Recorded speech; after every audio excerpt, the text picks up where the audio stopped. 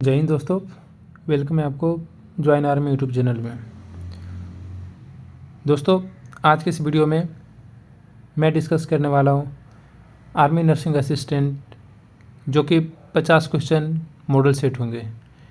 ये army nursing assistant के सारे 50 क्वेश्चन काफ़ी बार रिपीटेड है कुछ क्वेश्चन, और कुछ क्वेश्चन जो हैं वो आने वाले एग्ज़ाम में संभावना के तौर पर एक मॉडल क्वेश्चन बनाया गया है, जिसमें आप प्रैक्टिस करके अपनी रिटन स्कोर को आप बूस्ट कर सकते हैं, जिससे आपकी आने वाले एग्ज़ाम में काफ़ी सहायता मिलेंगी।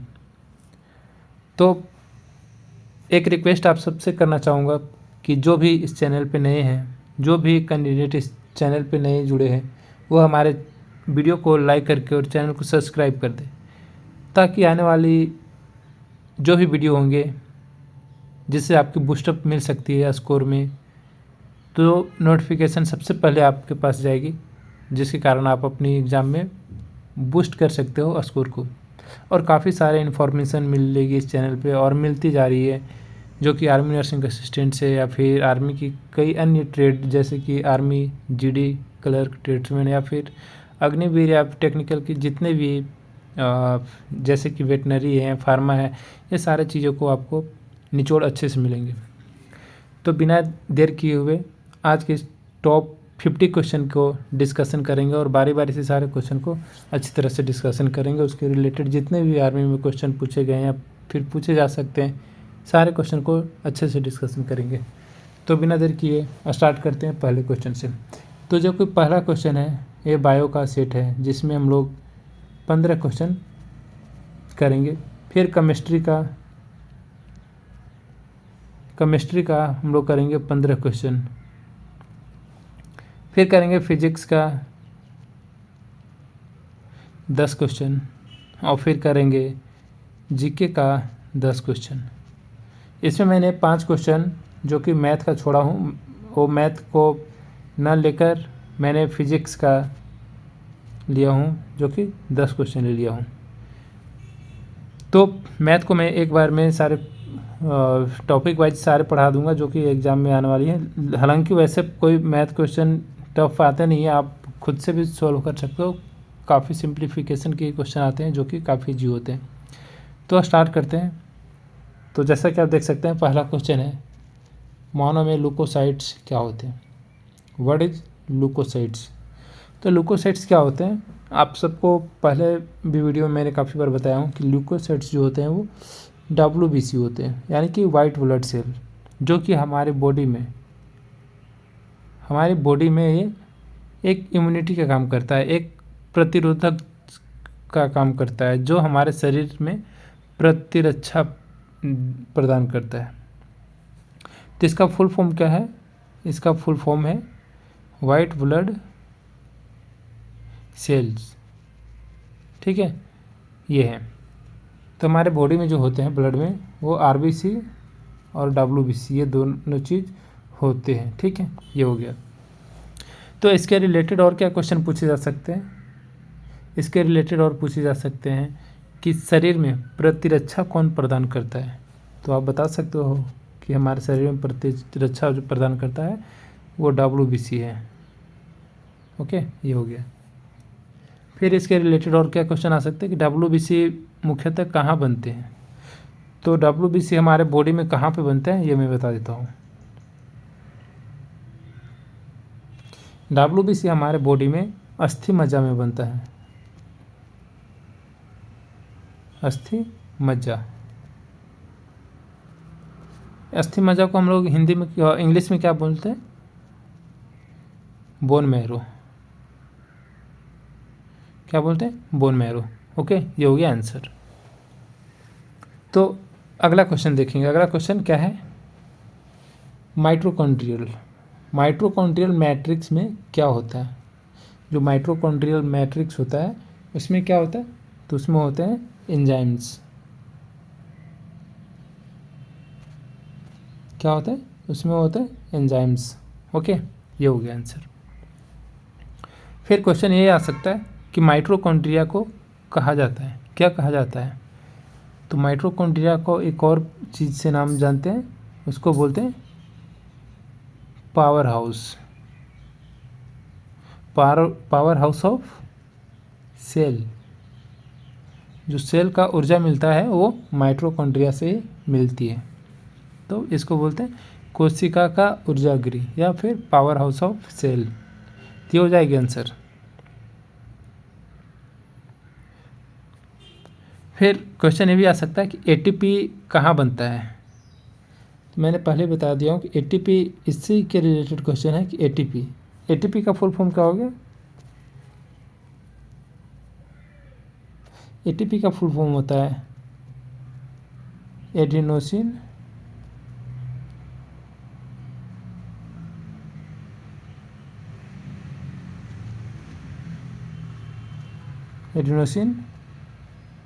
ट्राइफॉस्फेट।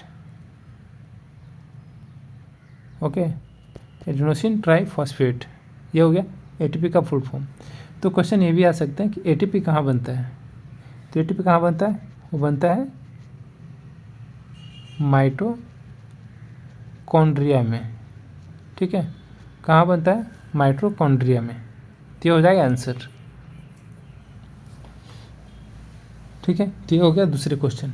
फिर अगला क्वेश्चन देखेंगे। अगला क्वेश्चन क्या है, पौधों के रूट नोड्यूल्स क्या स्थिर करते हैं। जो पौधे के जो ये रूट होते हैं, ये पौधा हो गया, ठीक है। तो जो पौधे का रूट होते हैं वो क्या फिक्स करके रखते हैं, यानी कि क्या स्थिर करके रखते हैं। तो वो रखते हैं नाइट्रोजन को स्थिर करके। ये होता है आंसर। तो अगर संभवतः क्या इसके रिलेटेड क्या क्वेश्चन कर सकते हैं, आर्मी के एग्जाम में इसके रिलेटेड क्वेश्चन क्या आएगा। तो क्वेश्चन ये आ सकते हैं कि नाइट्रोजन स्थिरीकरण जीवाणु कौन सा है। जैसे कि पौधों के रूट नोड्यूल्स क्या स्थिर करके रखते हैं, तो नाइट्रोजन को स्थिर कर रखते हैं। तो इसके रिलेटेड क्वेश्चन ये आ सकता है कि नाइट्रोजन स्थिरीकरण जीवाणु कौन होता है। या फिर क्वेश्चन ये भी पूछ सकता है कि नाइट्रोजन फिक्सेशन बैक्टीरिया कौन सी है। तो कौन सी है, वो है राइबोजियम।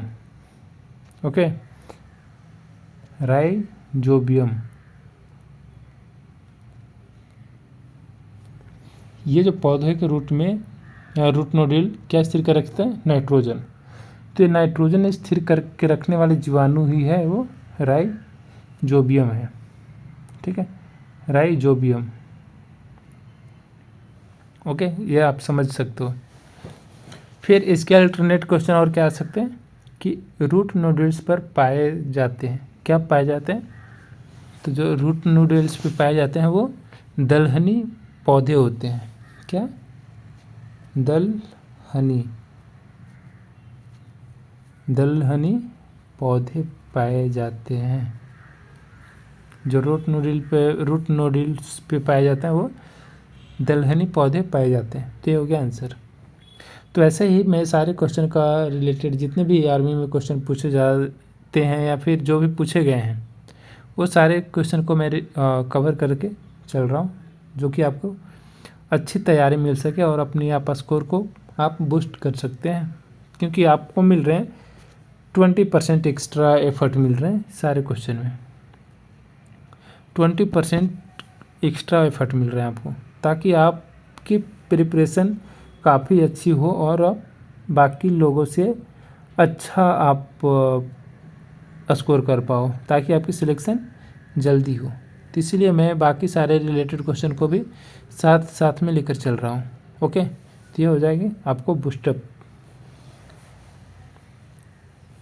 फिर अगला क्वेश्चन चलते हैं। अगला क्वेश्चन क्या है, अगला क्वेश्चन है मानव में ऑस्मो रेगुलेशन कौन करता है। Osmo regulation in done by. ठीक है, जो ऑस्मो रेगुलेशन होता है वो कौन करता है। तो आप सबको पता होना चाहिए कि ऑस्मो रेगुलेशन या फिर जितने भी फिल्ट्रेशन के कार्य जो होती है वो हमारी किडनी करती है, जो कि हमारी बॉडी में 2 पेयर में पाई जाती है। ठीक है, जो कि हमारी बॉडी में 2 पेयर में पाई जाती है। तो जो किडनी है ये हमारी बॉडी में ओस्मो रेगुलेशन का कार्य करता है। ओके, तो और हमारी जो ब्लड भी फिल्टर होती है वो किडनी के द्वारा ही होती है, जो कि कॉर्टेक्स पार्ट होता है। यहाँ पे कॉर्टेक्स पार्ट होता है, तो कॉर्टेक्स पार्ट से ही हमारी जो ब्लड का फिल्ट्रेशन भी होता है वो यहीं से होता है। और इसके रिलेटेड और क्या क्या क्वेश्चन आ सकता है? इसके रिलेटेड और ये भी क्वेश्चन आ सकता है कि जो किडनी होता है, किडनी की संरचनात्मक और क्रियात्मक इकाई को क्या बोलते हैं? तो उसको बोलते हैं नेफ्रॉन्स। ठीक है, नेफ्रॉन जो कि इसकी इकाई है। ठीक है, किडनी की एक यूनिट है। ये हो गया आंसर। फिर इसके रिलेटेड और क्या क्वेश्चन आ सकते हैं? तो क्वेश्चन ये हो सकता है कि किडनी की मूलभूत इकाई क्या है। ठीक है, तो जैसे कि मैंने बताया कि किडनी की मूलभूत इकाई जो है वो नेफ्रॉन है। फिर किडनी के रिलेटेड और ये क्वेश्चन आ सकते हैं कि मूत्र का निर्माण कहाँ होता है। जो मूत्र होते हैं वो उसका निर्माण कहाँ होता है? तो उसका निर्माण भी किडनी में ही होती है। ठीक है, किडनी में होती है। तो ये सारी चीज़ें क्वेश्चन जो है वो इसके रिलेटेड अल्टरनेट में बन सकते हैं। फिर अगला क्वेश्चन देखते हैं। अगला क्वेश्चन क्या है? प्लाज्मा मेम्ब्रेन कैसी होती है? जो प्लाज्मा मेम्ब्रेन होती है वो कैसी होती है?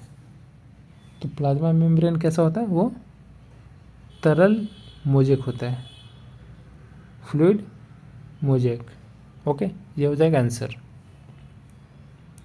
तो अगर इसके रिलेटेड अगर क्वेश्चन एक्सपेक्ट कर सकते हैं तो उम्मीद होने की चांसेस क्या है कि प्लाज्मा झिल्ली नियंत्रित करती है।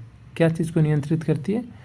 तो पदार्थों का आवागमन जो होता है, यानी कि पदार्थ इधर से उधर आते हैं, उसका आवागमन कौन करता है? पदार्थों का आवागमन जो रोकता है वो प्लाज्मा झिल्ली ही नियंत्रित करती है। तो क्वेश्चन क्या हो सकता है कि क्वेश्चन ये आ सकता है कि प्लाज्मा झिल्ली नियंत्रित करती है। क्या चीज़ का नियंत्रित करती है? तो पदार्थों का लिख देता हूँ मैं यहाँ, पदार्थों का आवागमन। जो पदार्थों का आवागमन होता है वो रोकता है प्लाज्मा झिल्ली, नियंत्रित करती है इस चीज़ों को। तो इसके रिलेटेड और क्या है? अगला क्वेश्चन पूछे जा सकते हैं कि झिल्ली मुख्यतः किस चीज़ की बनी होती है? तो जो झिल्ली होती है वो मुख्यतः बनी होती है किस चीज़ की? वो होती है प्रोटीन और लिपिड की बनी होती है। प्रोटीन और लिपिड की बनी होती है। ठीक है, ये आंसर हो गया। तो इसके रिलेटेड यही क्वेश्चन पूछे जा सकते हैं। फिर अगला क्वेश्चन देखेंगे। अगला क्वेश्चन क्या है? पौधों का एम्ब्रियो किस में विकसित होता है? जो पौधों के एम्ब्रियो होते हैं वो किस चीज़ में विकसित होता है? तो वो होता है पौधों में। किस में विकसित होगा? पौधों में। ठीक है, यानी कि पौधा में, प्लांट्स में विकसित होगा। तो इसके रिलेटेड क्या क्वेश्चन पूछे जा सकते हैं? तो पूछे जा सकते हैं कि पौधों में भ्रूण बनता है, कब बनता है? तो निषेचन की टाइम पौधों में भ्रूण बनता है। फिर क्वेश्चन ये भी आ सकते हैं कि बीज में छोटा पौधा क्या कहलाता है? तो जो बीज में छोटा पौधा होता है वो भ्रूण कहलाता है। क्या? भ्रूण कहलाता है। ओके, भ्रूण कहलाता है। ये हो गया आंसर। फिर अगला क्वेश्चन देखेंगे। ठीक है, अगला क्वेश्चन क्या है? फाइब्रिन किस में सहायक करता है? जो फाइब्रिन होता है वो किस में हेल्प करता है? तो वो करता है रक्त का थक्का बनाना में हेल्प करता है। ओके, ये हो जाएगा आंसर। तो इसके रिलेटेड और क्या क्वेश्चन पूछे जा सकते हैं? इसके रिलेटेड क्वेश्चन पूछे जा सकते हैं। प्लेटलेट मदद करते हैं। क्या मदद करते हैं? तो रक्त का थक्का बनना भी प्लेटलेट मदद करता है। ओके, फिर ये भी क्वेश्चन आ सकते हैं कि रक्त का तरल भाग को क्या बोलते हैं। तो रक्त का तरल भाग को बोलते हैं प्लाज्मा। प्लाज्मा बोलते हैं। ओके,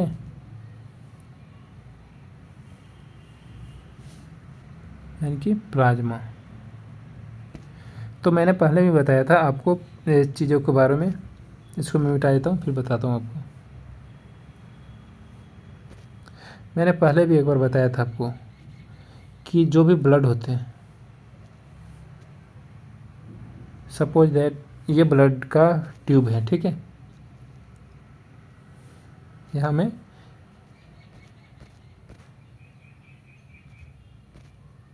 येलो से थोड़ा सा कलर कर देता हूँ, ठीक है। ये हो गया ब्लड का ट्यूब। इसमें ब्लड है, हम लोगों ने इसमें ब्लड भर दिया।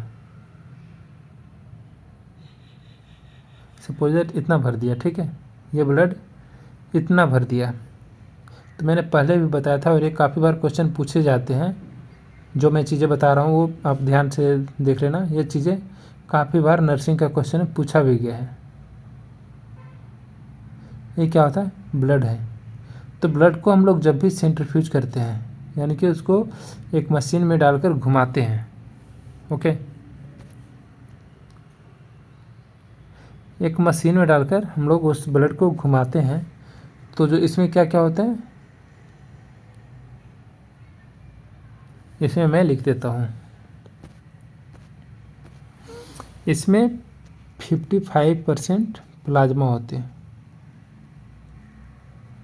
55% प्लाज्मा होते हैं और 45 ये लिख देता हूँ प्लाज्मा।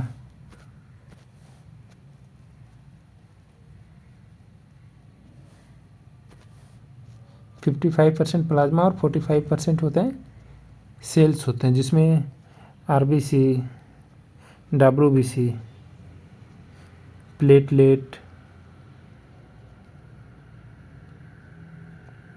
ठीक है। तो ये सारी चीज़ें इसमें होती हैं। तो मेनली क्या होता है? मेनली होता है प्लाज्मा और सेल्स, जिसमें 55% प्लाज्मा होते हैं और 45% सेल्स होते हैं। तो जब भी ये ब्लड को हम लोग घुमाते हैं, तो ब्लड घूमने के बाद, जैसे ब्लड घूम रहा है, ठीक है, सेंट्रीफ्यूज हो रहा है, तो ब्लड घूमने के बाद कुछ देर में होता क्या है कि ऊपर में सपोज दैट इतना आधा भाग प्लाज्मा आ जाता है। क्या आता है? प्लाज्मा आ जाता है। और जितने भी सेल्स होते हैं वो नीचे बैठ जाते हैं। तो सपोज दैट ये सेल्स बैठ गए, इतने सारे जो सेल्स थे वो बैठ गए और बाकी जो प्लाज्मा थी वो ऊपर में आ गया, ठीक है। तो ये होता है, सपोज दैट ये हो गया, ये ऐसे। तो इसमें क्या है, ये 55%,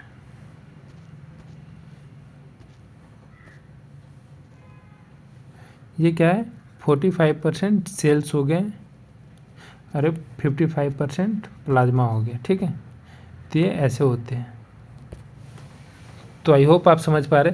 तो आर्मी की एक क्वेश्चन एक बार आई थी 2017 में, क्वेश्चन ये आई थी, हाँ मैं बताने वाला था कि क्वेश्चन ये आया था कि जो ब्लड में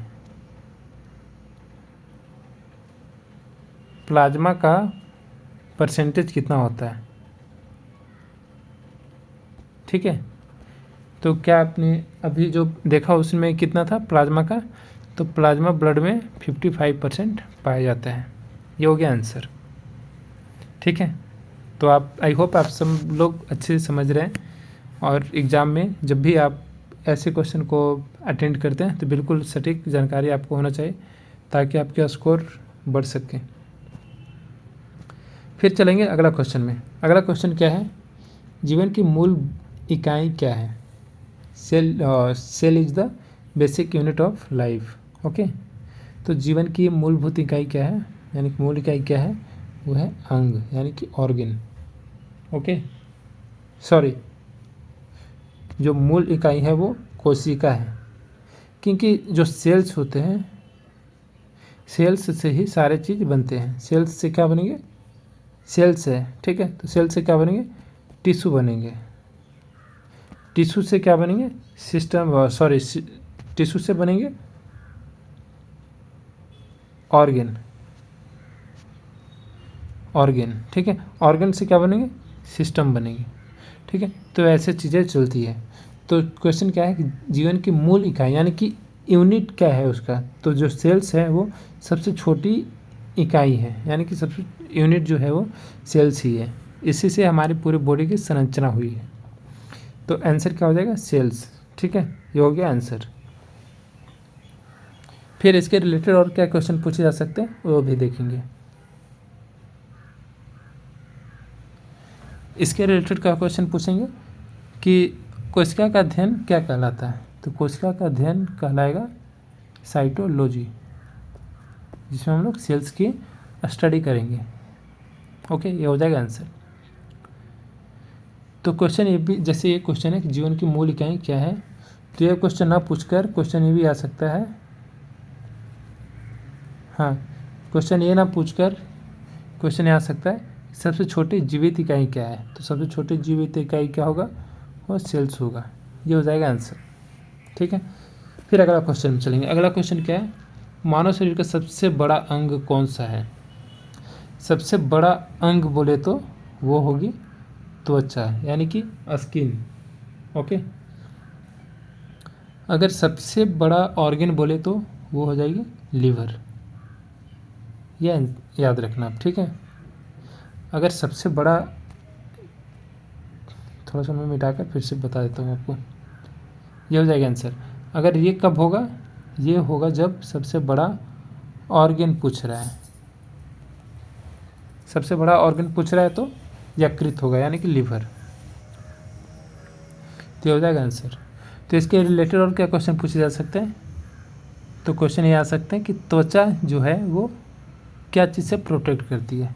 तो वो चोट से प्रोटेक्ट करती है, यानी कि कोई भी इंजरी हो तो हमारी बॉडी ऑर्गन्स को और हमारे जो इंटरनल जो चीज़ें हैं वो उससे प्रोटेक्ट करती है, ठीक है। फिर क्वेश्चन ये आ सकता है कि जो स्किन होते हैं, स्किन का कलर हमारे बॉडी में कैसे डिपेंड करता है? तो स्किन का कलर जो होता है वो मेलानिन डिपेंड करता है। जिसकी बॉडी में जितनी कम मेलानिन की मात्रा होगी वो उतना ही ज़्यादा गोरा होगा, ठीक है। तो ये होता है, उसका डिपेंडेंसी होता है मेलानिन के कारण उसकी स्किन का कलर का। तो फिर अगला क्वेश्चन चलते हैं। अगला क्वेश्चन क्या है? वंशागति का इकाई क्या है? जो वंशागति का इकाई है वो है जीन। ओके, वंशागति की इकाई जो है वो जीन है। तो इसके रिलेटेड और क्या क्वेश्चन पूछे जा सकते हैं? क्वेश्चन ये आ सकते हैं कि जीन पाए जाते हैं कहाँ पाए जाते हैं? तो क्रोमोजोम में पाए जाते हैं जीन, ठीक है। ये हो जाएगा आंसर। क्रोमोजोम का हिंदी क्या होगा? गुणसूत्र। ओके, ये हो जाएगा आंसर। फिर इसी के रिलेटेड और क्या क्वेश्चन पूछे जा सकते हैं कि डीएनए का फुल फॉर्म क्या है? तो डीएनए का फुल फॉर्म क्या होगा? Deoxy ribo nucleic acid. Okay, ये हो गया आंसर। फिर चलते हैं अगला क्वेश्चन में। अगला क्वेश्चन क्या है कि पौधों की कोशिका में क्या पाया जाता है? जो पौधों की कोशिका होती है उसमें क्या पाया जाता है? तो आंसर क्या होगा? आंसर होगा कोशिका भित्ति, यानी कि सेल वॉल, जो कि पौधों की कोशिका में पाया जाता है। तो इसके रिलेटेड और क्या क्वेश्चन पूछे जा सकते हैं? इसके रिलेटेड क्वेश्चन आ सकते हैं कि जो पौधे होते हैं कोशिका को कठोरता कौन देता है? यानी कि जो पौधे की कोशिका होता है उसको कठोरता कौन देता है? तो उसको कठोरता जो होता है वो सेल वाल ही देता है। कौन देता है? सेल वाल देता है। ये हो जाएगा आंसर। फिर इसके रिलेटेड और क्या क्वेश्चन पूछे जा सकते हैं? इसके रिलेटेड क्वेश्चन और पूछे जा सकते हैं कि प्रकाश संश्लेषण कहाँ होता है? तो प्रकाश संश्लेषण होता है वो क्लोरोप्लास्ट में होता है। ठीक है,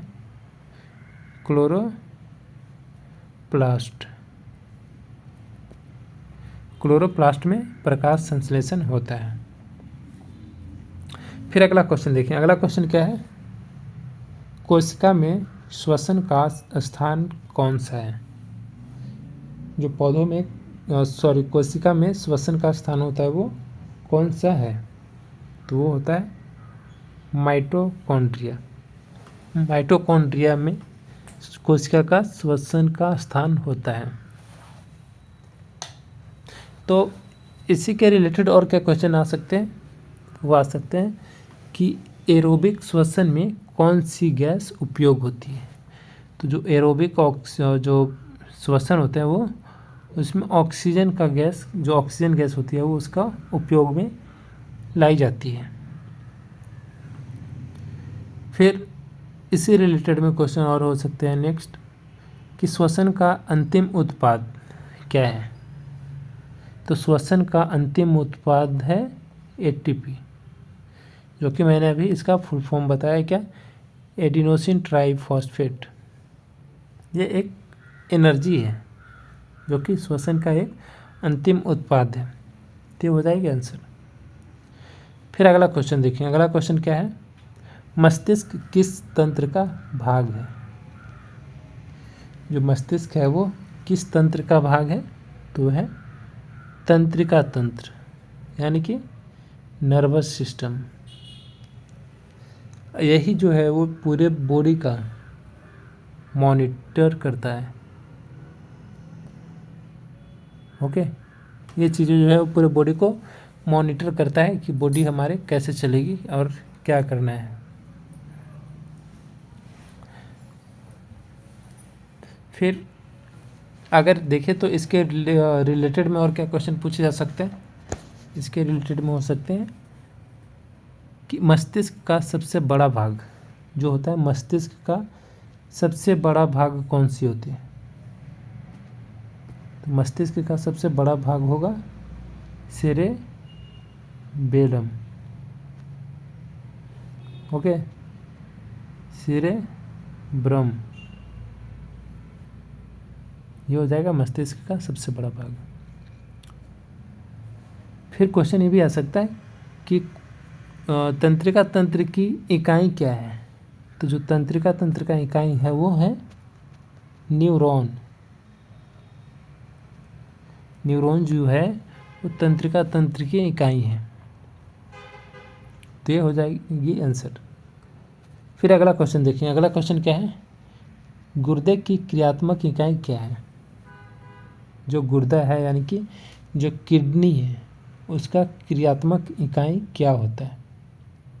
तो मैंने अभी जस्ट बताया कि जो गुर्दे होती है यानी कि किडनी होती है उसका क्रियात्मक इकाई होती है वो होता है नेफ्रॉन, जो कि मैंने ऐसे अभी डायग्राम बनाकर बताया था, जो कि इसमें कॉर्टेक्स होते हैं। ठीक है, तो ये होता है क्रियात्मक इकाई यानी कि फंक्शनल यूनिट। इसको क्या बोलते हैं? Functional unit of kidney. ठीक है, तो ये हो जाएगा आंसर। फिर क्वेश्चन ये भी आ सकता है कि रक्त का जो होता है वो फिल्ट्रेशन कहाँ होता है? तो रक्त का फिल्ट्रेशन होता है किडनी में, एक पार्ट होती है जो कि हम लोग बोलते हैं उसको ग्लोमेरुलस। ठीक है, ग्लोमेरुलस, जहाँ पे ब्लड का फिल्ट्रेशन होता है। फिर अगला क्वेश्चन ये आ सकता है कि किडनी किस तंत्र का भाग है? तो किडनी जो है वो एक्सक्रीटरी सिस्टम का भाग है।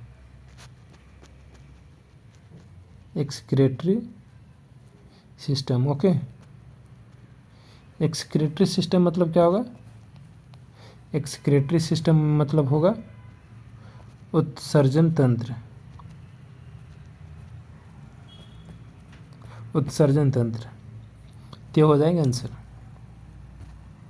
तो जैसे कि मैं पढ़ा रहा हूँ आप सबको, ये आपको समझ पाना बहुत ही इजी वे है, क्योंकि मैं जानता हूँ कि जो भी हमारे कैंडिडेट हैं, यानी कि हमारे जो आर्मी एस्पिरेंट है, वो काफ़ी इंटरेस्ट से पढ़ाई करते हैं, ताकि मैं उनको अच्छे से समझा पाऊँ, जो कि आपको एक मीडियम स्पीड में ज़रूरी है आपको समझाने के लिए, क्योंकि मैं इसके रिलेटेड काफ़ी सारे क्वेश्चन करता हूँ जिसमें आपको दिक्कत ना हो। फिर चलेंगे अगला क्वेश्चन की ओर। अगला क्वेश्चन क्या है? जो यूरिन का जो संग्रहण होता है किस अंग में होता है? तो जो यानी कि मूत्र का संग्रह करने वाला अंग कौन सा है? तो कौन सा होगा? वो होगा मूत्राशय, यानी कि यूरिनरी ब्लैडर, जहाँ पे यूरिन का स्टोरेज होता है। तो इसके रिलेटेड और क्या क्वेश्चन आ सकते हैं कि मूत्र किडनी से मूत्राशय तक ले जाने वाली नली को क्या बोलते हैं? तो वो है मूत्र मार्ग। मूत्र मार्ग, और इंग्लिश में इसको क्या बोलते हैं? यूरेथ्रा। ओके, ये हो जाएगा आंसर। सॉरी, ये हो जाएगा क्या? यूरेथ्रा जो है वो क्या होगा? मूत्र बाहर का निकलने का मार्ग है। लेकिन जो मूत्र किडनी से मूत्राशय तक ले जाने वाली नली है उसको बोलते हैं यूरेटर। यूरेटर, ठीक है। ये जो है वो मूत्र को किडनी से मूत्राशय तक ले जाने वाली मार्ग है। ये जो मूत्र मार्ग है, जो यानी कि यूरेथ्रा बोलते हैं, वो यानी कि मूत्राशय से बाहर, यानी कि जो मूत्र का ये करते हैं, बाहर निकालते हैं, उसको, इस रास्ते को बोलेंगे यूरेथ्रा। ये हो जाएगा आंसर। ओके, तो फिर यही दो क्वेश्चन थे। फिर अगला क्वेश्चन देखेंगे। अगला क्वेश्चन क्या है? निम्न में से कौन इलेक्ट्रोलाइट है? इलेक्ट्रोलाइट का मतलब क्या होता है? जो हमारी बॉडी को इंस्टेंट एनर्जी दें, उसको क्या बोलते हैं? इलेक्ट्रोलाइट। तो इलेक्ट्रोलाइट इसमें कौन सी होगी? वो होगी नमक का घोल। नमक का जो घोल है, यानी कि NaCl, यानी कि सोडियम क्लोराइड का जो सॉल्यूशन है, वो हमारे बॉडी में इलेक्ट्रोलाइट की कार्य करती है। तो इसके रिलेटेड और क्या क्वेश्चन आ सकते हैं कि जो इलेक्ट्रोलाइट विलयन क्या संचालित करता है? क्या संचालित करते हैं? तो वो इलेक्ट्रिसिटी, यानी कि विद्युत को संचालित करते हैं हमारी बॉडी में, ठीक है। विद्युत का संचालित करते हैं।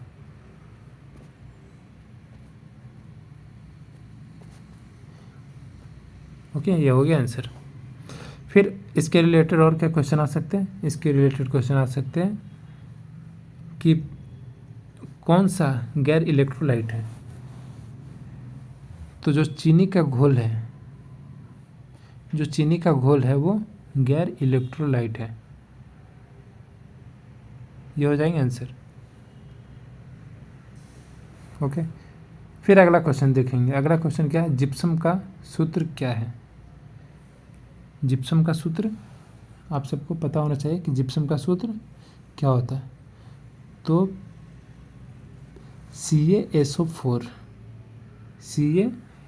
CaSO4 जो कि जिप्सम के फॉर्मूला है, यानी कि कैल्शियम सल्फेट। ओके, ये हो जाएंगे जिप्सम का फुल फॉर्म। और जो 2H2O है वो हाइड्रोजन है, तो इसका आप नहीं भी लिखोगे तो CaSO4 जब आप लिखते हो तो आपको मार्क्स मिल जाएंगे।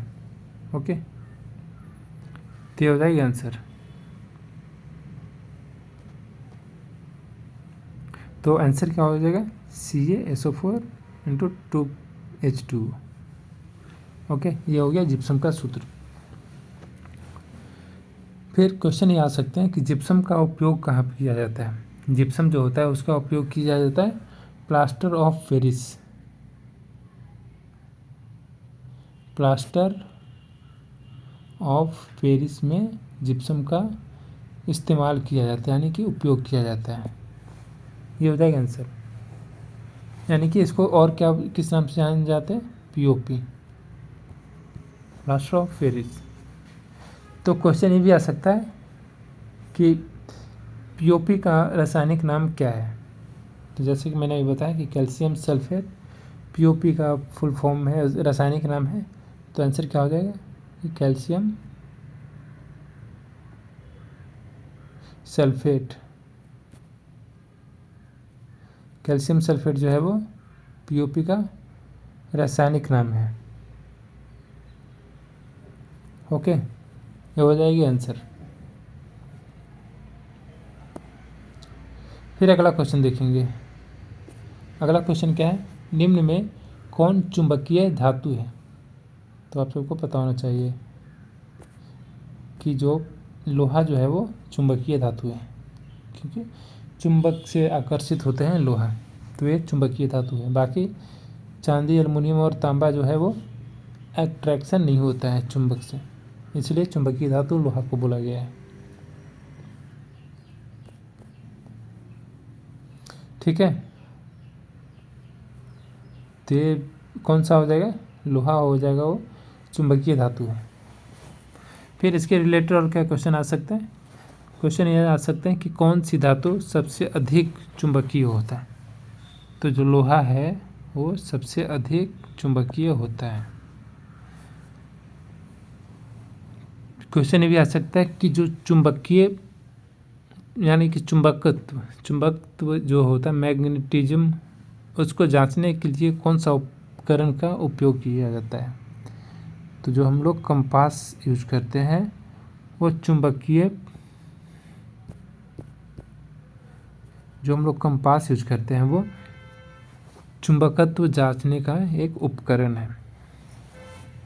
ठीक है, तो यह हो जाएगा आंसर, कंपास। फिर अगला क्वेश्चन देखेंगे। अगला क्वेश्चन क्या है, अगला क्वेश्चन है द्रव्यमान संख्या किसके बराबर होती है। तो मैंने काफ़ी बार बता चुका हूँ कि द्रव्यमान संख्या जो होता है वो प्रोटॉन और न्यूट्रॉन के बराबर होते हैं। प्रोटॉन और न्यूट्रॉन के बराबर द्रव्यमान संख्या होते हैं। तो इसके रिलेटेड और क्या क्वेश्चन आ सकते हैं कि परमाणु संख्या बराबर होती है किसके, जो परमाणु संख्या, अगर क्वेश्चन आ जैसे क्वेश्चन इसमें है कि द्रव्यमान संख्या किसके बराबर होती है, तो क्या हो गया, प्रोटॉन और न्यूट्रॉन के। क्वेश्चन ये आगे अगर आ गया कि परमाणु संख्या बराबर होती है किसके बराबर होती है, तो प्रोटॉन के बराबर परमाणु संख्या होती है। फिर क्वेश्चन ये भी आ सकता है कि बिना आवेश वाला कण कौन सा है। तो बिना आवेश वाला कण है वो है न्यूट्रॉन, जो कि बिना आवेश का कण है। तो ये सारे आंसर हो जाएंगे इस सारे क्वेश्चन का। तो आई होप सबको पता होना चाहिए और आप धीरे धीरे राइट ऑन करें ताकि आपको स्कोर बूस्टअप हो सकती है। और अगर आप रेगुलर क्लास कर रहे हैं तो आपकी सिलेक्शन की गारंटी 99.9 है।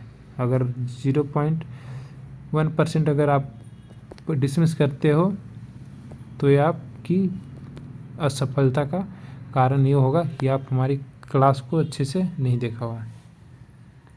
बाकी 99.9% गारंटी होती है कि जो ज्वाइन आर्मी चैनल के सारे वीडियो को बारीकी से देख रहे हैं तो उनकी सफलता की पॉसिबिलिटी 99.9% हो जाती है। तो ये सारी चीज़ें हैं। फिर चलते हैं अगले क्वेश्चन की ओर। अगला क्वेश्चन क्या है, तत्वों की आवर्तिता का कारण क्या है। जो तत्वों का आवर्ती यानी कि पेरियोडिसिटी, उसका कारण क्या है। तो उसका कारण क्या होगा, उसका कारण होगा इलेक्ट्रॉनिक संरचना। इलेक्ट्रॉनिक संरचना है वो तत्वों की आवर्तिता का मेन कारण है। तो अगर क्वेश्चन आ सकते हैं तो क्या उम्मीद है ये सारे क्वेश्चन आने की, या फिर जो आए क्वेश्चन है वो क्या है कि क्वेश्चन जैसे कि आया था एक कि आधुनिक आवर्त सारणी का जनक कौन है। जो आधुनिक आवर्त सारणी है उसका जनक कौन है, तो उसका जनक है मोसले।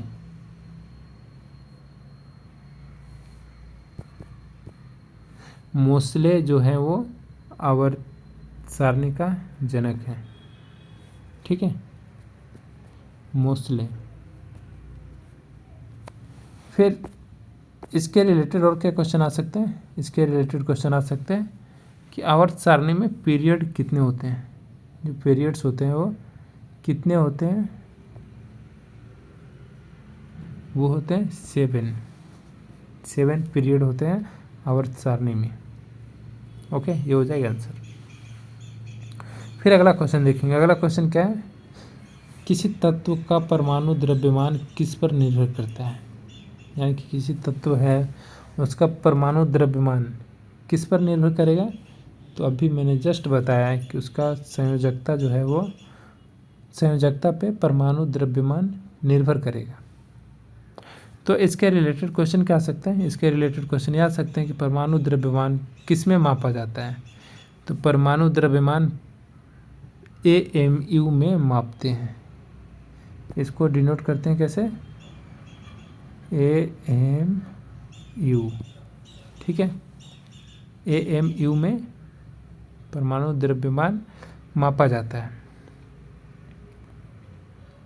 फिर क्वेश्चन भी आ सकता है कि जो समस्थानिक हैं, ओके, यानी कि आइसोटोप्स जो है वो, यानी कि समस्थानिकों में समान होता है। क्या समान होता है, तो समस्थानिकों में समान होता है परमाणु संख्या जो है वो समस्थानिकों में सामान्य होता है। ये हो जाएगा आंसर। फिर अगला क्वेश्चन देखेंगे। अगला क्वेश्चन क्या है, निम्न में कौन क्षारीय पृथ्वी धातु है। जो ये सारी चीज़ों हैं जिसमें कौन सी क्षारीय पृथ्वी धातु है, तो इसमें से कौन सा होगा, इसमें से होगा जो मैग्नीशियम है। मैग्नीशियम जो है वो क्षारीय पृथ्वी धातु है। तो अगर इसके रिलेटेड क्वेश्चन पूछा जाए तो क्या हो सकते हैं, क्वेश्चन ये आ सकते हैं कि क्षारीय पृथ्वी धातु किस समूह में है। तो वो समूह नंबर 2 में क्षारीय पृथ्वी धातु पाए जाते हैं। ओके, तो अगर मैग्नीशियम नहीं है तो आप कैल्शियम जो है वो कैल्शियम जो है वो भी पृथ्वी का क्षारीय धातु है। यानी कि पृथ्वी क्षारीय धातु ये भी है, यानी कि कैल्शियम। फिर अगला क्वेश्चन चलेंगे। अगला क्वेश्चन क्या है, किसी गैस का दबाव बढ़ाने पर उसका आयतन क्या होगा। आप बता सकते हो कि किसी गैस का दबाव बढ़ाने पर उसका आयतन क्या होगा। तो उसका आयतन क्या होगा, उसका आयतन हो जाएगा डिक्रीज। ठीक है, क्या हो जाएगा उसका आयतन, डिक्रीज होगा। क्यों, क्योंकि जैसे कि ये चीज़ें हैं, मैं इसको थोड़ा सा अच्छे से एग्जांपल देता हूँ। ये है और एक ए है, ठीक है। तो इस पे मैंने फोर्स दिया,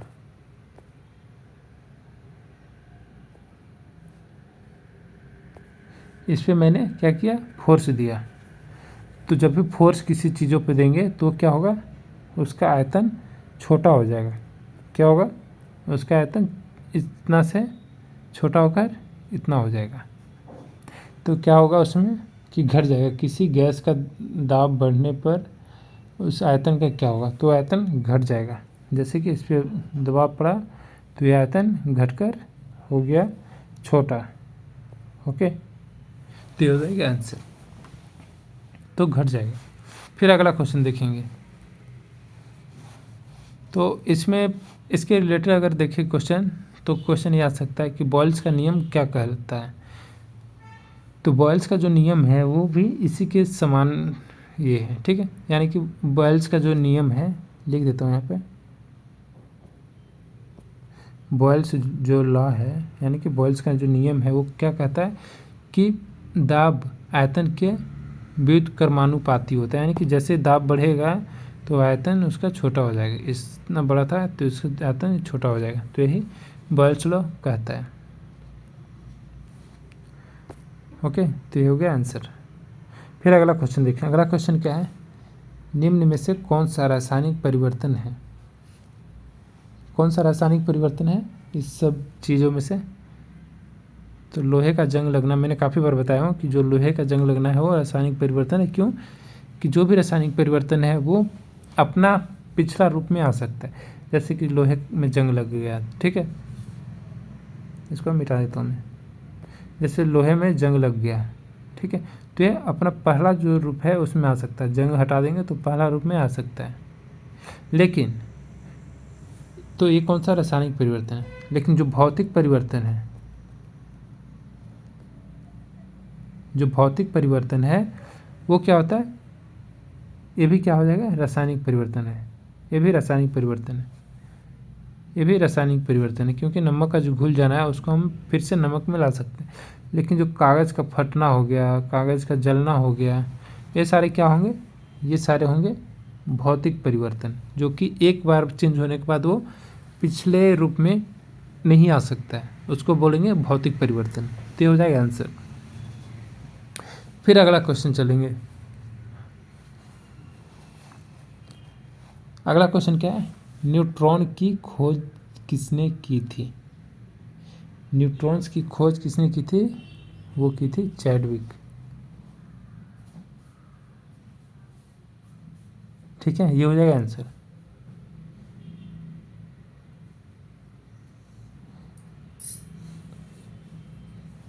ओके, तो इसके रिलेटेड क्या क्वेश्चन आ सकते हैं, इसके रिलेटेड क्वेश्चन आ सकते हैं कि न्यूट्रॉन की खोज चैडविक ने की थी, सही। कब की थी, तो 1932 ईस्वी में इलेक्ट्रॉन की खोज हुई थी। ओके, सॉरी, न्यूट्रॉन की खोज किसने की थी, न्यूट्रॉन की खोज चैडविक ने की थी 1932 ईस्वी में। तो इसके रिलेटेड एक और क्वेश्चन आ सकता है कि जो इलेक्ट्रॉन होते हैं, ये तो न्यूट्रॉन हो गया, इलेक्ट्रॉन जो होते हैं, इलेक्ट्रॉन की खोज किसने की थी, तो इलेक्ट्रॉन की खोज करने वाला थे थॉमसन। कौन किए थे, थॉमसन, वैज्ञानिक जो साइंटिस्ट थॉमसन ने इलेक्ट्रॉन की खोज की थी। तो ये हो जाएगा आंसर। फिर अगला क्वेश्चन चला। अगला क्वेश्चन क्या है, निम्न में से कौन सी अम्लीय विलयन है। अम्लीय विलयन इनमें से कौन सा है, तो ये हो जाएगा HCl, हाइड्रोक्लोरिक अम्ल।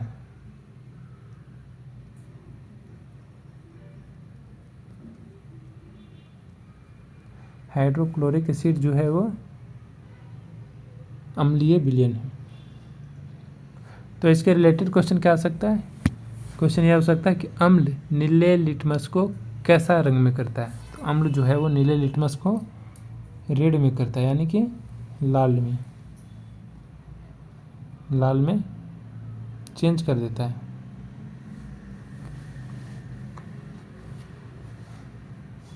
फिर क्वेश्चन ये भी आ सकते हैं, क्वेश्चन ये आ सकते हैं कि तटस्थ विलयन, यानी कि न्यूट्रल,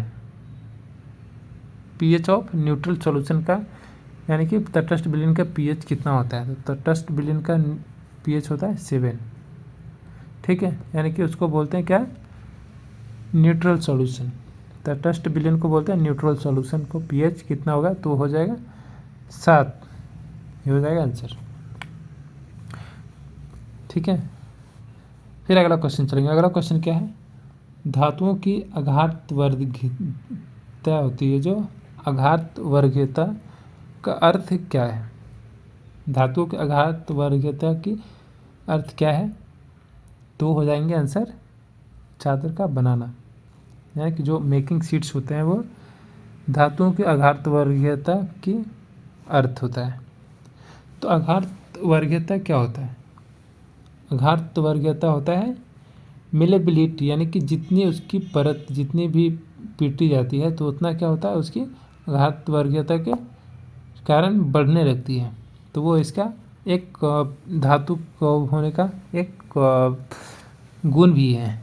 ठीक है, तो आप जब भी धातु को पढ़ोगे तो इसमें जितने प्रॉपर्टीज आएंगे यानी कि गुण आएंगे उसमें से एक गुण होता है कि धातु अघात वर्गीयता होती है। और जो अधातु होते हैं भंगुर होते हैं।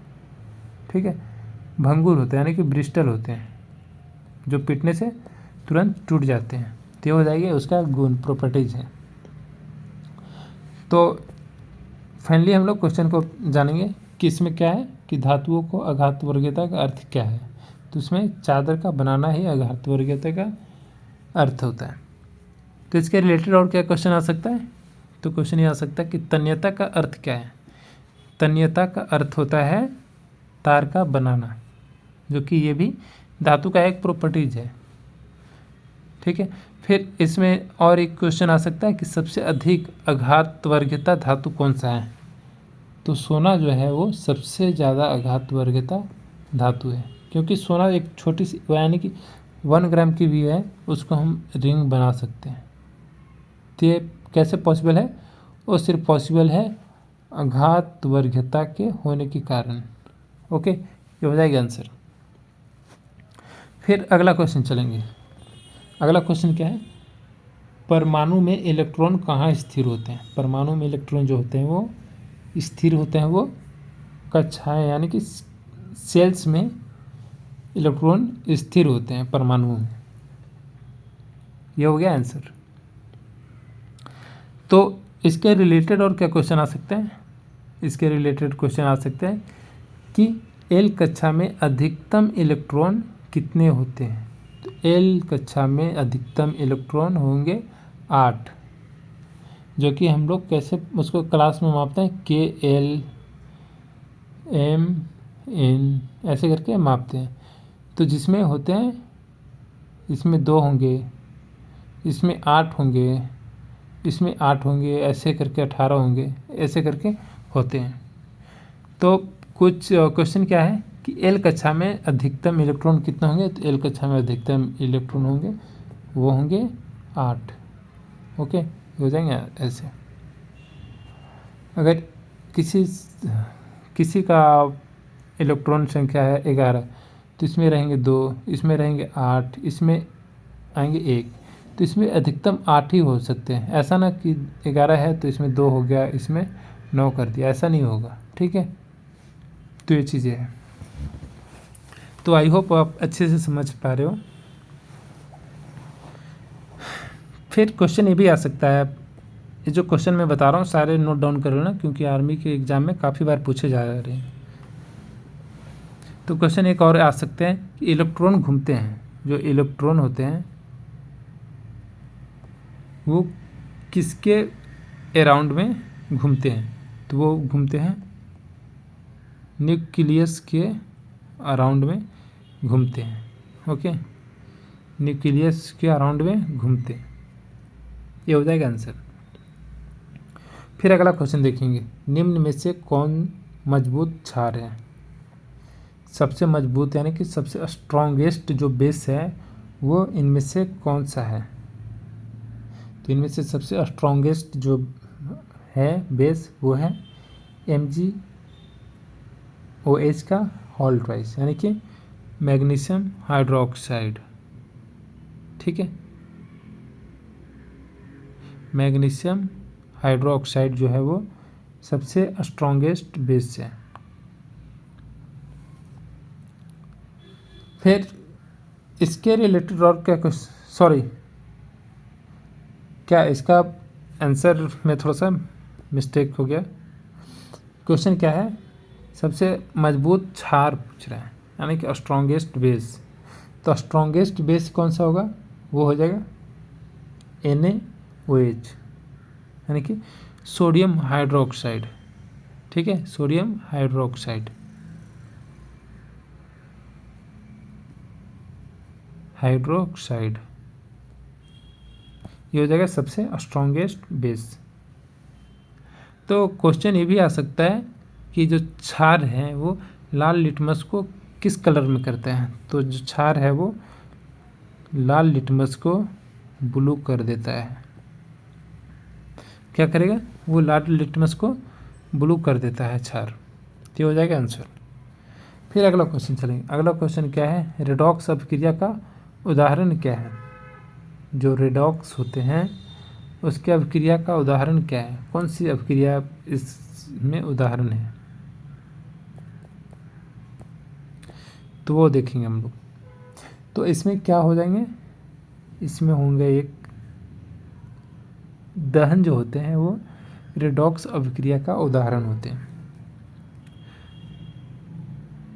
तो इसमें रेडॉक्स अभिक्रिया में होता क्या है?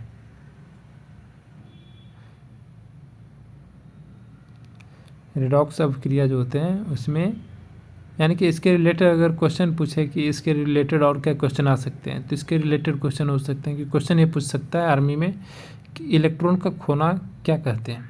तो इलेक्ट्रॉन को खोना ऑक्सीडेशन बोलते हैं, ऑक्सीडेशन यानी कि ऑक्सीकरण। रेडॉक्स अभिक्रिया का उदाहरण क्या है? तो दहन।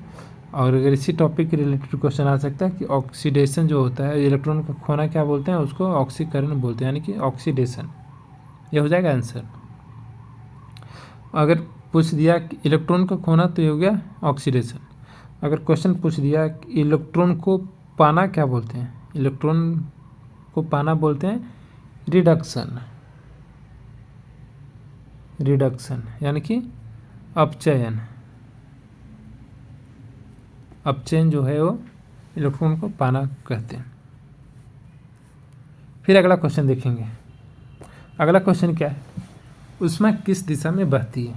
ऊष्मा जो है वो किस दिशा में बहती है? तो आंसर क्या होगा? गर्म से ठंडी हवा में बहती है ऊष्मा। तो इसके रिलेटेड क्वेश्चन भी आ सकता है कि माध्यम के बिना ऊष्मा संचरण कैसे होता है? तो वो विकिरण के द्वारा होता है।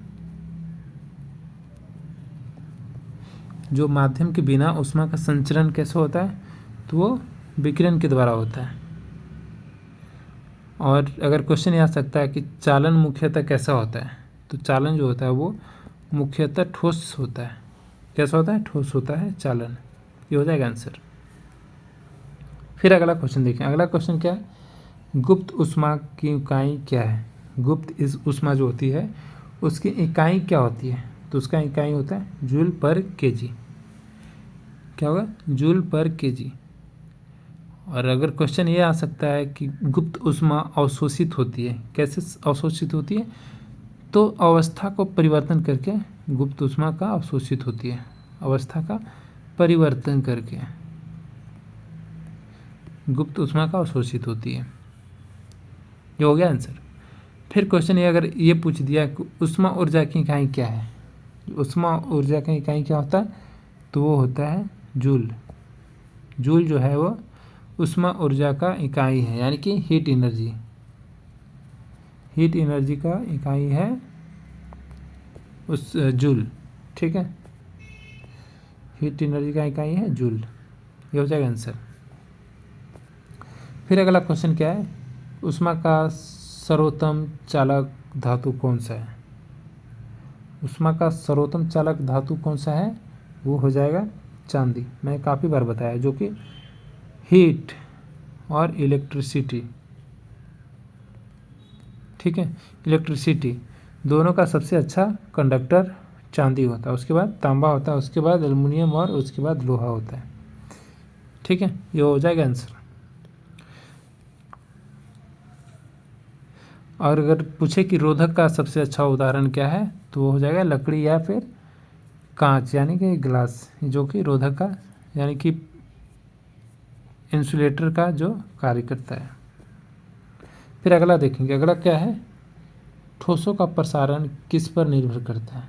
जो ठोस होते हैं उसका प्रसारण यानी कि एक्सपेंशन किस पर डिपेंड करते हैं? किसी चीज़ अगर ठोस है, ठीक है, ये अगर ठोस है, पूरा बिल्कुल ठोस है, तो इसका प्रसारण यानी कि एक्सपेंशन किस पर निर्भर करेगा? तो इसका एक्सपेंशन निर्भर करेगा ताप पर। ताप ही एक चीज़ है जो इसका एक्सपेंशन यानी कि इसका प्रसार पर निर्भर करेगा। ओके, तो ये हो जाएगा आंसर। फिर अगला देखते हैं। अगला क्वेश्चन क्या है? ऊष्मा शक्ति का इकाई क्या है?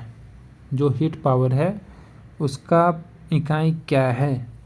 उसका इकाई मैंने जस्ट अभी बताया इसके पहले कि ऊष्मा शक्ति का एसआई इकाई क्या है, वो हो जाएगा वाट, WATT। वाट जो है वो ऊष्मा शक्ति का इकाई। फिर इसके रिलेटेड और क्या क्वेश्चन पूछ सकते हैं? इसके रिलेटेड क्वेश्चन आ सकते हैं कि 1 किलो वाट में कितने वाट होते हैं? 1 किलो वाट में कितने वाट होते हैं? तो इसमें हो जाएंगे 1000 वाट। तो इसमें क्वेश्चन भी आ सकता है कि पावर इक्वल टू क्या होगा? पावर इक्वल टू मैंने क्या होगा? पावर किसको बोलते हैं? शक्ति को बोलते हैं। तो पावर इक्वल टू क्या होगा? इसको मिटा देता हूँ मैं। पावर इक्वल टू क्या होगा? पावर इक्वल टू होगा कार्य डिवाइडेड बाय समय। जो कार्य किया गया वो कितने समय में किया गया इक्वल टू पावर हो जाएगा। ठीक है, ये हो जाएगा आंसर। फिर अगला क्वेश्चन देखेंगे। अगला क्वेश्चन क्या है? विद्युत स्थितिज ऊर्जा किस पर निर्भर करती है? जो विद्युत का स्थितिज ऊर्जा यानी पोटेंशियल एनर्जी होता है वो किस पर निर्भर करता है? तो निर्भर करता है आवेश और विभव पर। जो आवेश और विभव यानी कि चार्ज और पोटेंशियल जो होता है उस पर निर्भर करता है विद्युत स्थितिज ऊर्जा यानी कि इलेक्ट्रिक पोटेंशियल एनर्जी। तो इसके रिलेटेड और क्या क्वेश्चन पूछे जा सकते हैं? इसके रिलेटेड क्वेश्चन पूछे जा सकते हैं कि विद्युत ऊर्जा का इकाई क्या है? तो विद्युत ऊर्जा का इकाई होगा जूल। क्वेश्चन ये भी पूछे जा सकते हैं कि स्थितिज के कारण क्या है? तो स्थितिज के कारण स्थितिज ही होगा, यानी कि स्थिति का कारण। स्थिति जो होता है स्थिति का कारण क्या है? तो स्थिति का कारण क्या होगा?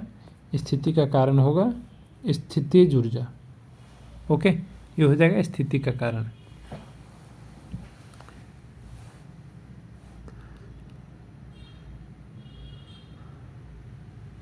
फिर अगला क्वेश्चन चलेंगे। अगला क्वेश्चन क्या है? विद्युत क्षेत्र का एसआई इकाई क्या है? विद्युत क्षेत्र का एसआई इकाई होता है वोल्टमीटर और ये दोनों विद्युत क्षेत्र का एसआई इकाई होंगे। ठीक है, तो इसके रिलेटेड और क्या क्वेश्चन पूछे जा सकते हैं कि विद्युत क्षेत्र बनता है कैसे बनता है? तो चार्ज से बनता है, यानी कि आवेश से विद्युत क्षेत्र बनता है। जितना आवेश होगा उतना ही विद्युत क्षेत्र बनेगा। ओके, ये हो जाएगा आंसर। फिर चलते हैं अगला क्वेश्चन में। अगला क्वेश्चन क्या है? फ्यूज तार किस पदार्थ से बनता है? जो फ्यूज तार होते हैं वो किस पदार्थ से बना होता है? तो टीन और शीशा का मिश्र धातु होते हैं। टीन और शीशा का मिश्र धातु होते हैं जिससे विद्युत का फ्यूज बना होता है, यानी कि बल्ब का फ्यूज। ये सब जो बनते हैं वो टीन और शीशा का उदाहरण, दोनों का मिश्र धातु होता है। तो इसके रिलेटेड अगर क्वेश्चन पूछे जा सकते हैं कि फ्यूज जुड़ा होता है किस सीरीज में जुड़ा होता है, यानी कि कैसे जुड़ा होता है?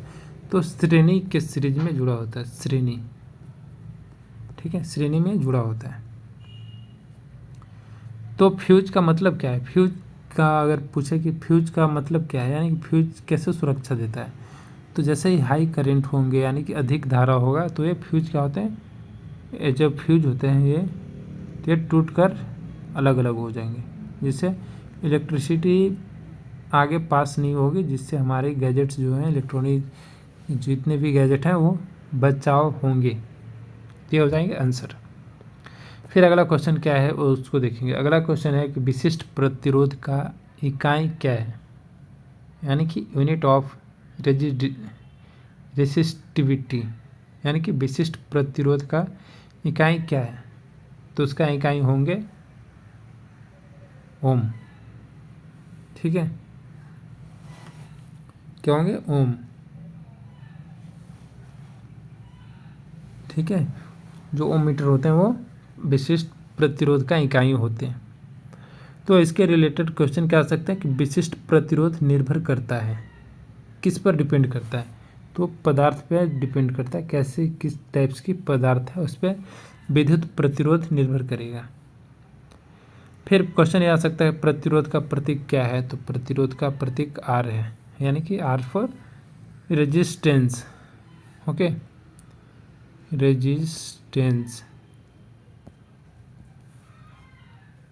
फिर अगला देखेंगे। अगला क्वेश्चन क्या है, कौन सा परिपथ घटक आवेश संग्रहित करता है, यानी कि विच सर्किट कंपोनेंट स्टोर्स चार्ज, यानी कि कौन सी परिपथ घटक आवेश संग्रहित करता है।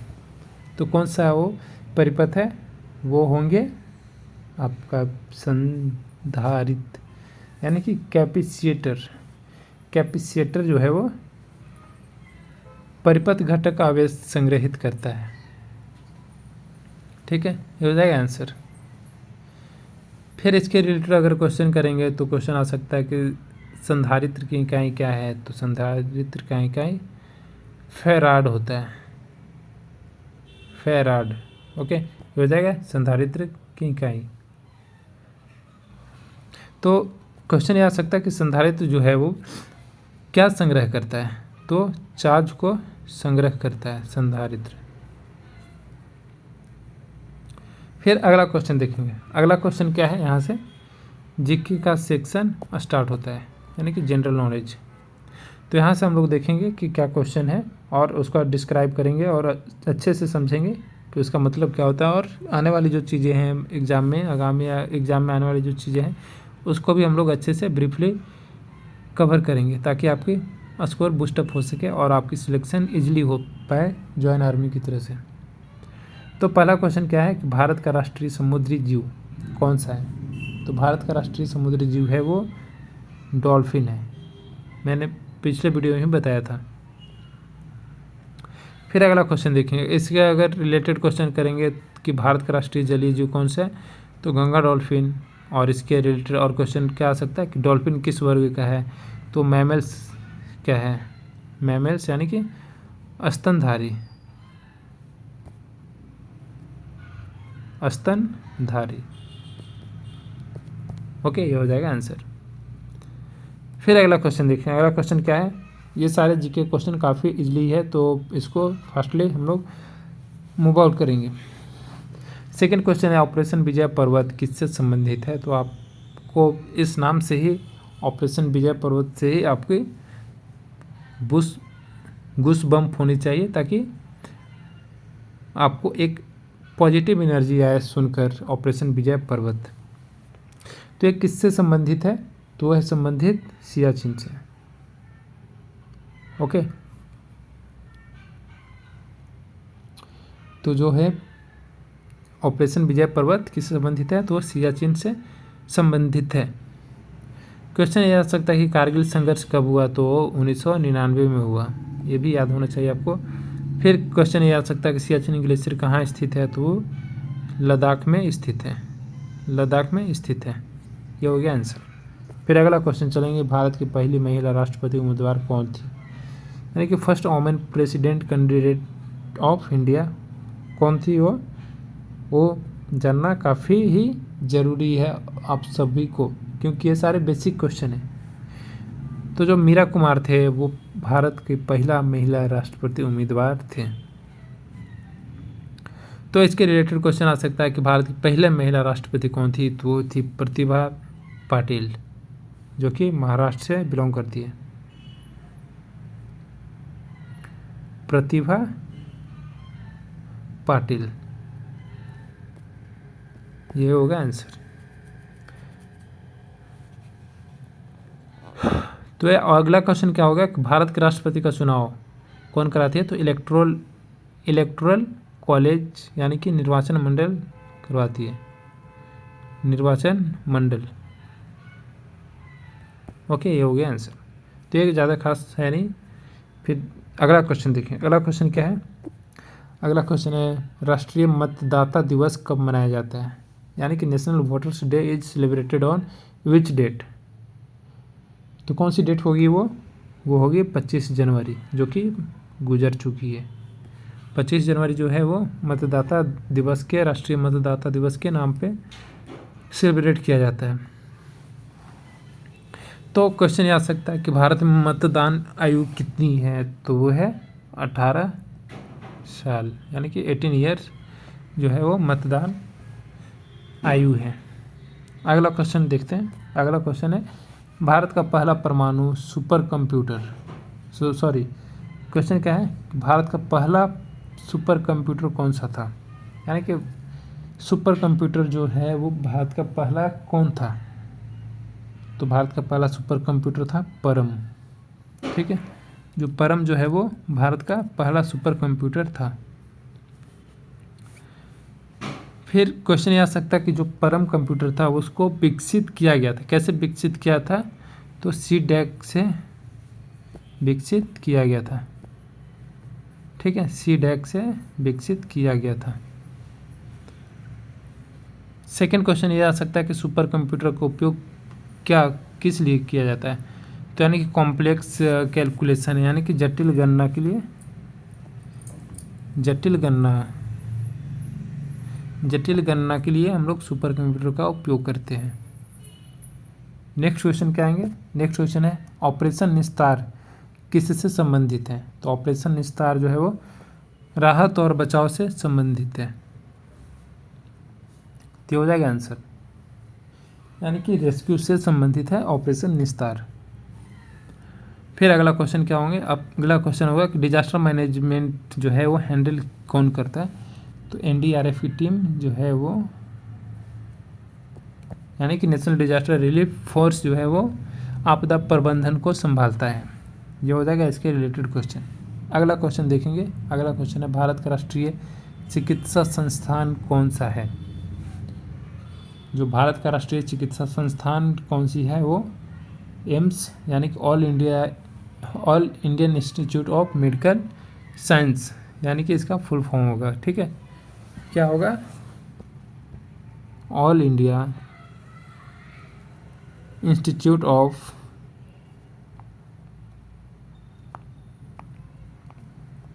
Medical science.